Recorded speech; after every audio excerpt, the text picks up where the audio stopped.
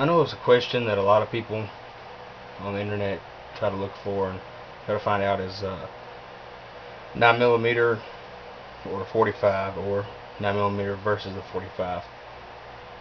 Personally, I don't really consider that even a comparison you can kind of compare, but I'll explain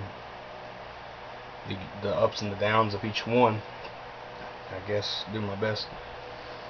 This is a 45 1911 9mm 7 Slim Taurus PT92 9mm. Well, whenever I pick a gun, I normally pick one that has a reason behind it, whether it be home protection or what have you. So I'm a big fan of the 45. It's been proven it does the job. Nobody can argue the 45's effectiveness or efficiency. 9mm has been in a lot of question. Anybody who's heard anything about guns have heard someone say the 9mm they wouldn't pack a 9mm or they wouldn't use one. Any and every bullet can kill. Even the weaker cartridges like 25s and 22s are very well, I'll consider very effective. You put a hole through the heart's not going to work anymore. Put a hole through the lungs, you can't breathe. If you put a hole through the head, your body's just screwed. But you know, bigger the bullet, the more the damage.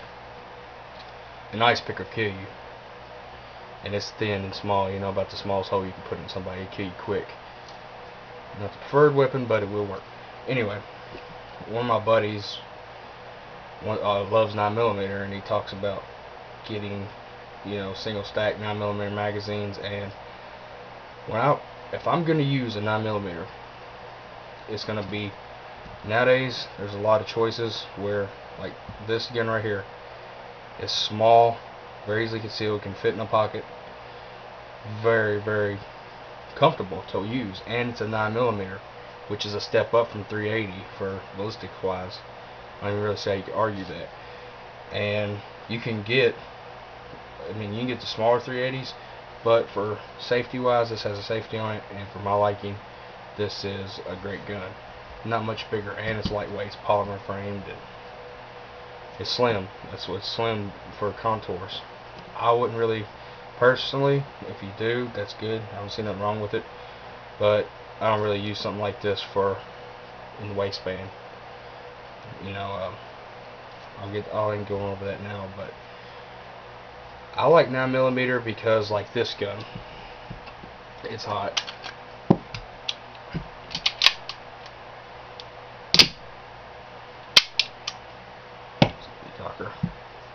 This gun right here, Taurus PT92,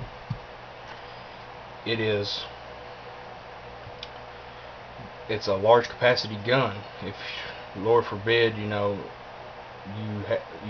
lot of people was attacking you, or your job consisted of maybe a lot of people's going to attack you.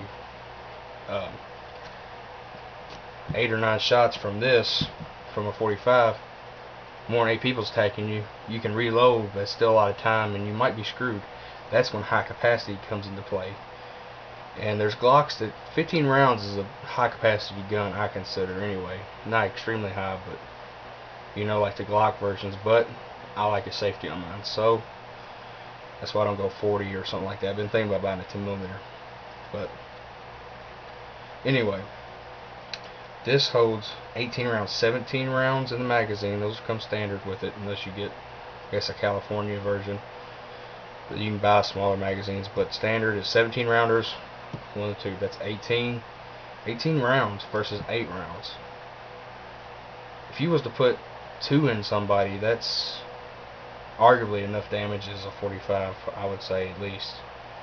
If 145 in the gut versus 2 9mm, I don't really know. That's a hard argument right there. If one's not better than the other, it's gonna be close. But anyway, so you got high capacity versus semi capacity. But if you get, I like the 1911, but if you go double stack, you know, you're still gonna have a little less capacity, but it's still, you know, capacity versus fire or firepower. That's pretty much what you're doing. 9mm is effective. Nobody in World War II, when the Nazis was taking over, or probably even before that, the 9mm Luger, MP40, they used the 9mm. It's the exact same cartridge right here. Full metal jacket. Nobody said it didn't have enough stopping power. And there was a lot of smaller calibers out there, even the 380. That was Makarov, all that stuff. Very effective. I mean, that's pretty much it. I think there's a lot of bias out there when people start talking about guns, and 9mm is a decent caliber. Not the best, but it'll do the job. But where my complaint is with 9mm is when you go in between small compact. It's a lot of firepower in a small gun. This is a lot of firepower in a large size gun. When you get a large size gun like a 1911 9mm with a single stack magazine, you're cheating yourself. You're getting a mediocre caliber and into the size package of something else you can have with a lot more firepower. You know, you can have the 45, which this gun does not recoil unless you're going to get it for target practice and training. That's still a lot of money to spend on something for target practice when there's other things that are pretty close. But when you get, like, my buddy wants a 9mm 45, and I'll try to explain to him that if you're going to get a large size 9mm, you need to go for high capacity and not a single stack, or some kind of gun that just has a single stack. Unless you're getting like collector's items like a High Point or something like that, which is still, I'd love to have a a high power. My bad. Cancel the High Point statement. Anyway, if you're gonna go 9mm and you're gonna get anything bigger than a compact gun, I would go for high capacity. There's plenty CZs, Glock, Taurus, Beretta. There's too many to even mention out there. SIG, definitely. I would go whenever the Clinton ban was in. That's when the Magnums became king again, because people lost their high capacity magazines. They started looking for something with a lot more knockdown and the max capacity they could have, and that could happen again. So I hope this kind of maybe influences some people or something, I guess, and maybe it'll solve some of the questions they have for 9mm versus 45. Thanks.